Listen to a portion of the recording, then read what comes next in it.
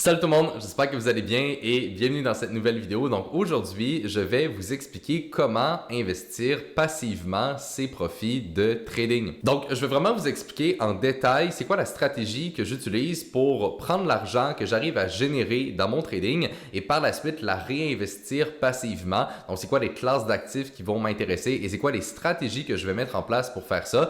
Donc c'est une vidéo qui, à mon avis, est quand même assez importante parce que il y a quelques années, quand j'étais en train de justement grossir mon capital de trading et tranquillement pas vite arriver à des chiffres un peu plus intéressants, je commençais à me poser ces questions parce que évidemment, je vais pas trader activement tout l'argent que j'ai et cet argent-là, je vais pas non plus juste la laisser dormir dans mon compte de banque. Donc il va falloir que je trouve une façon de l'investir et donc je me posais beaucoup de questions à savoir comment investir mon argent, c'est quoi les classes d'actifs qui sont les plus intéressants et comment trouver en fait le juste milieu entre le capital que je vais utiliser pour mon trading et le capital que je vais investir par la suite. Et donc, c'est exactement là-dessus qu'on va se pencher aujourd'hui. Donc, guys, avant qu'on commence, comme d'habitude, j'apprécierais énormément si vous pourriez mettre un like sur la vidéo. C'est quelque chose qui va tout simplement m'aider à grossir la chaîne YouTube davantage et assurez-vous également d'être abonné si ce n'est pas déjà fait. Bon, premièrement, ce qu'il faut comprendre aujourd'hui, c'est que quand on fait du trading, on a réellement deux options, c'est-à-dire de trader son propre capital ou alors de trader pour des firmes propriétaires. Pour la première option, c'est quelque chose de très classique. Je pense qu'il n'y a rien de vraiment surprenant là-dedans.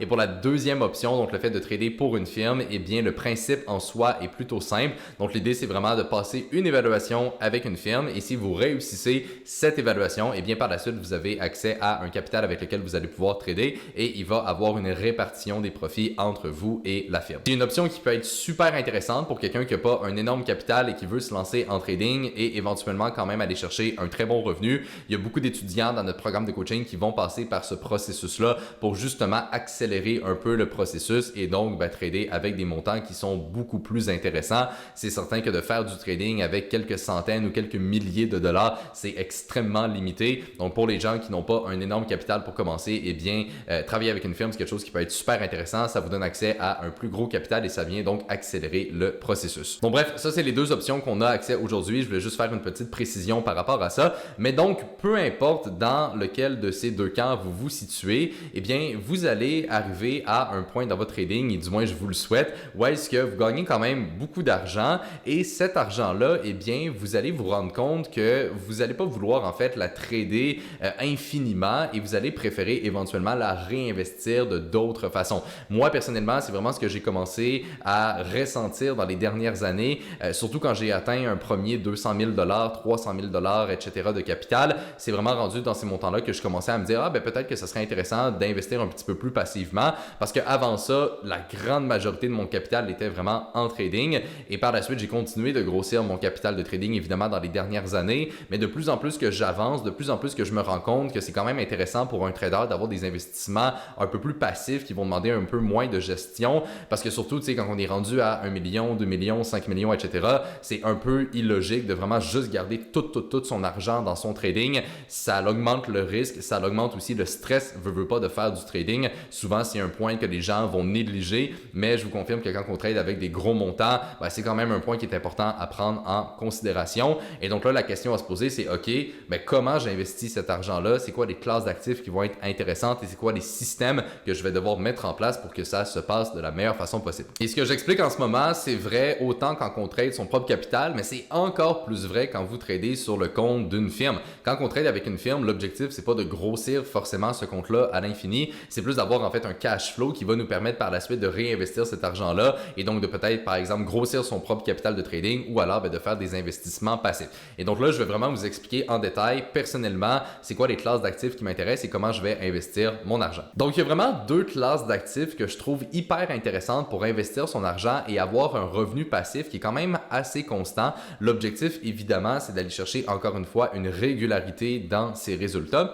Et la première classe d'actifs, c'est tout simplement les indices boursiers. Donc, les indices boursiers, c'est vraiment, selon moi, ce qui est le plus intéressant pour faire de l'investissement passif sur du long terme. C'est quelque chose qui a fait ses preuves depuis plus que 100 ans avec une moyenne aux alentours de 10% par année de rendement. Donc, ça fonctionne super bien et c'est quand même assez évident quand on y pense. Vous investissez vraiment votre argent dans un indice boursier qui est un groupe d'actions. Donc, par exemple, le S&P 500 qui est les 500 plus grandes entreprises aux États-Unis et vous investissez vraiment donc dans des vraies sociétés avec avec des humains derrière ces entreprises qui travaillent à tous les jours pour essayer d'améliorer leurs produits et améliorer le monde. Donc évidemment, c'est un investissement qui semble hyper intéressant et effectivement pour de l'investissement totalement passif et d'aller chercher quelque chose qui est quand même assez sécuritaire sur du long terme, je pense que c'est vraiment une super bonne option et je vous dirais même qu'une grande partie de mes investissements passifs vont tout simplement donc aller dans des FNB qui vont répliquer la performance des indices. Donc un FNB, c'est des fonds négociés en bourse.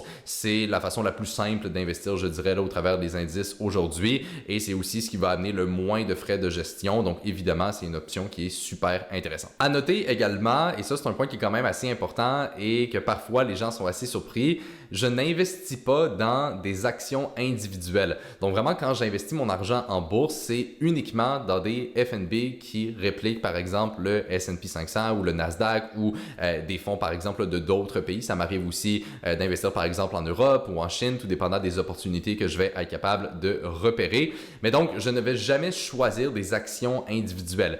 Et il y a vraiment deux raisons en fait précises de pourquoi je fais ça. Premièrement, le fait d'investir dans des actions individuelles, ça va demander un peu plus de travail parce que, évidemment, vous allez quand même devoir faire vos recherches sur, OK, quelle entreprise est intéressante, c'est quoi les résultats de l'entreprise, est-ce qu'on a une perspective long terme là-dessus, etc. Et ça, c'est vraiment ce qu'on appelle de la microéconomie. Donc, c'est une analyse vraiment portée plus sur l'entreprise en elle-même et c'est quelque chose que j'ai un peu moins d'expérience dedans parce que j'en ai jamais fait et c'est surtout aussi que ça m'intéresse pas vraiment de rentrer dans ce processus-là. Et la raison, en fait, c'est parce que, comme je l'ai dit, moi, mon objectif avec mes investissements, c'est d'avoir quelque chose de totalement passif, que je n'ai pas besoin de travailler pour avoir un revenu. Parce que mon revenu actif, c'est mon trading et mon entreprise de coaching. C'est ce qui me prend le plus de temps dans mes journées. C'est vraiment là-dessus que je vais me concentrer. Et donc, toute mon attention, toute mon énergie, ça va vraiment aller dans ces activités-là. Et par la suite, les investissements que je vais faire, je veux que ce soit passif. Donc, je ne vais pas commencer à faire des recherches là, sur quelle entreprise il m'intéresse, comment que je vais pouvoir justement balancer mon portfolio au travers de tout ça. Je sais qu'il y en a qui font ça et que ça peut fonctionner. Mon point, c'est pas que c'est forcément mauvais ou quoi que ce soit, mais c'est juste que c'est pas ce que je recherche. J'ai déjà bien assez de travail avec mon trading et mon entreprise, donc j'ai pas besoin d'avoir des investissements qui en plus vont me demander beaucoup de temps à gérer et c'est pour ça donc que je vais vraiment prioriser de l'investissement passif dans des FNB. Donc ça, c'est la première raison.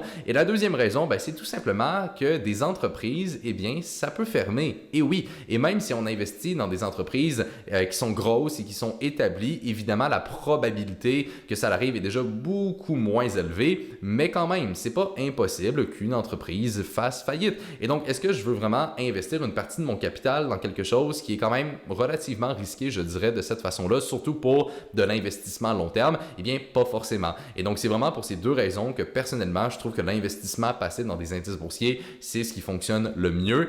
Encore une fois, c'est pas forcément mauvais d'investir dans des actions individuelles, c'est juste pas quelque chose qui me rejoint, tout simplement. Et la deuxième classe d'actifs dans laquelle j'investis, et ça c'est quelque chose qui est un petit peu moins connu, mais je vais vraiment vous expliquer pourquoi je le fais, c'est tout simplement les matières premières. Donc quand on parle de matières premières, je fais référence par exemple à l'or, le pétrole, mais également le maïs, le riz, le sucre, le soya, le blé, bref, donc vraiment des ressources naturelles, des matières premières à l'état brut dans lesquelles je vais pouvoir investir une partie de mon capital. La raison pourquoi c'est un marché que je trouve hyper intéressant, c'est tout simplement parce que premièrement, c'est des ressources naturelles essentielles à notre survie. Et donc, qu'est-ce que ça veut dire? Ça veut dire qu'on a tout le temps une demande constante pour ces ressources-là et qui est quand même relativement prévisible. On va tout le temps avoir besoin de sucre, par exemple, parce que ça fait partie de l'alimentation de tout le monde. Okay? Donc, le sucre va tout le temps avoir une demande naturelle envers justement cette matière première-là. Et c'est pour ça notamment que les matières premières sont des marchés qui sont extrêmement cycliques. Donc par exemple, je vais mettre à l'écran le graphique du maïs. Et comme on peut voir, le maïs va vraiment avoir tendance à évoluer entre des niveaux qui sont extrêmement bien définis et ça va faire en fait des cycles de hausse et de correction sur du long terme. Donc essentiellement, l'idée va être de tout simplement attendre que le marché revienne à un gros niveau technique et par la suite de tout simplement prendre une position sur ce niveau-là avec une direction justement haussière. Je vais tout le temps acheter des matières premières, je ne vais jamais parier à la baisse ou quoi que ce soit, et pour du long terme. Et donc le fait de faire ça, ben, c'est un style d'investissement qui me demande vraiment pas beaucoup de temps parce que c'est aussi des marchés que je vais trader activement. Donc je suis quand même assez habitué de regarder ces marchés, je les connais quand même déjà bien et tout ça. Et c'est des marchés qui sont super intéressants parce que j'ai pas tout le temps mon argent qui est investi dans ces marchés-là, mais lorsque j'ai une belle opportunité, eh bien le taux de succès de ces opportunités est extrêmement élevé et c'est surtout que c'est des marchés qui sont quand même assez volatiles. Donc le retour en termes de pourcentage que je peux faire sur ces investissements est quand même vraiment intéressant et ça va même avoir tendance à surperformer les indices. C'est vraiment pour toutes ces raisons-là que j'aime beaucoup la classe d'actifs des matières premières. C'est très peu risqué, c'est un marché que je comprends super bien aussi, c'est cyclique et ça permet d'avoir des super bons rendements. Et je sais que c'est quelque chose qui est un petit peu moins connu, c'est rare qu'on entend parler là, justement du maïs, mais c'est quelque chose que je fais bel et bien et ça fonctionne super bien. Et sinon, peut-être que parmi vous, il y en a qui se posent la question, est-ce que j'investis en immobilier? Est-ce que j'investis dans les crypto-monnaies? Et pour ces deux classes d'actifs, la réponse est non. Donc, l'immobilier et les crypto-monnaies, puis c'est un petit peu la même chose pour les actions que j'avais parlé plus tôt, c'est des investissements qui peuvent être intéressants. Par contre, personnellement, c'est pas des marchés dans lesquels je vais me positionner. La raison, c'est tout simplement parce que, premièrement, l'immobilier, j'ai jamais vraiment eu un intérêt pour ça.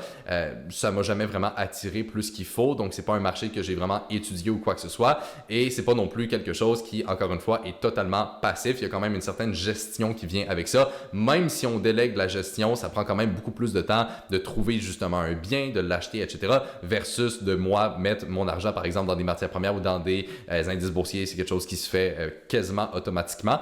Donc, ça demande un petit peu plus de travail et comme je dis, c'est juste un marché que j'ai moins d'intérêt. Au niveau des crypto-monnaies, ça pourrait être intéressant potentiellement là, de diversifier un peu là-dedans, peut-être d'avoir un 5, 10, 20% de son portfolio. Ça dépend évidemment aussi à quel point vous croyez dans l'idée donc des crypto-monnaies. Mais personnellement, encore une fois, les crypto-monnaies, c'est juste pas un marché qui m'intéresse beaucoup. Et c'est surtout aussi que si on regarde les cycles de hausse et de baisse des crypto-monnaies, eh bien, on va se rendre compte que ça ressemble quand même aux indices boursiers, tout simplement parce que c'est un marché qu'on appelle risk-on. Donc, quand les gens, justement, veulent prendre du risque, eh bien, ils vont mettre de l'argent, oui, dans les indices boursiers, mais aussi dans les crypto-monnaies. Mais je vous dirais que la raison principale, c'est beaucoup plus, en fait, au niveau de la volatilité, c'est-à-dire que les crypto-monnaies, on le sait, quand ça fait des corrections, ça peut être très, très gros comme correction. Donc, 50, 60, 70, même 80% de correction. Donc, est-ce que j'ai envie d'avoir, justement, une partie de mon portfolio qui est exposée à des marchés qui sont beaucoup plus risqués comme ça et où est-ce qu'on a des drawdowns qui sont beaucoup plus profonds? Pas forcément. Encore une fois, quand on est rendu à un gros capital, du moins pour moi ici je parle, je suis pas vraiment dans un état d'esprit de flip mon compte ou de faire des rendements absolument incroyables. Mon objectif, c'est beaucoup plus d'aller chercher une constance et d'aller chercher une régularité dans mes résultats pour quand même avoir une certaine prévision en fait là, par rapport justement au rendement que je vais être capable d'aller chercher. Donc voilà, c'est pas mal ce qui fait le tour au niveau des investissements en eux-mêmes et par la suite en termes d'allocation, juste pour vous donner une idée par rapport à ça, en ce moment, je vais trader environ 40% de ma fortune personnelle. J'ai un autre 40% qui va être investi donc de façon passive comme que je viens de vous expliquer et je vais tout le temps garder à peu près un 20% totalement en cash qui est libre et qui peut être déployé à n'importe quel moment si jamais justement j'ai une opportunité ou que j'ai besoin d'argent ou pour X ou Y raison, eh bien, je vais tout le temps avoir une partie aussi que je vais laisser en cash, évidemment, juste par sécurité et par simplicité aussi d'exécution. Donc, ça, c'est mon allocation que j'ai en ce moment. Je vous précise que c'est quelque chose aussi qui a changé, comme j'ai expliqué au courant des dernières années. Avant, j'avais beaucoup plus dans mon trading. Maintenant que mon trading, j'ai déjà un très bon capital là-dedans, je me permets de plus en plus investir passivement. Peut-être que dans le futur, je vais continuer dans cette direction-là. Donc, l'allocation peut changer un peu au fil du temps, mais concrètement, ça ressemble à ça. Donc, le but, c'est vraiment de trouver un juste milieu entre ce que j'ai dans mon trading et dans mes investissements pour aller chercher, encore une fois, la meilleure constance possible, tout simplement. Donc voilà, c'est pas mal ce qui fait le tour sur comment j'investis l'argent que je génère en trading de façon passive. C'est une vidéo que, comme j'avais dit, moi, j'aurais vraiment aimé voir ça il y a quelques années quand je commençais à me poser ces questions et c'est pour ça, tout simplement, que je voulais vous partager tout ça aujourd'hui. Donc, j'espère, guys, que la vidéo vous a plu. Mettez-y un like si c'est le cas et là-dessus, je vais tout simplement vous retrouver dans la prochaine vidéo.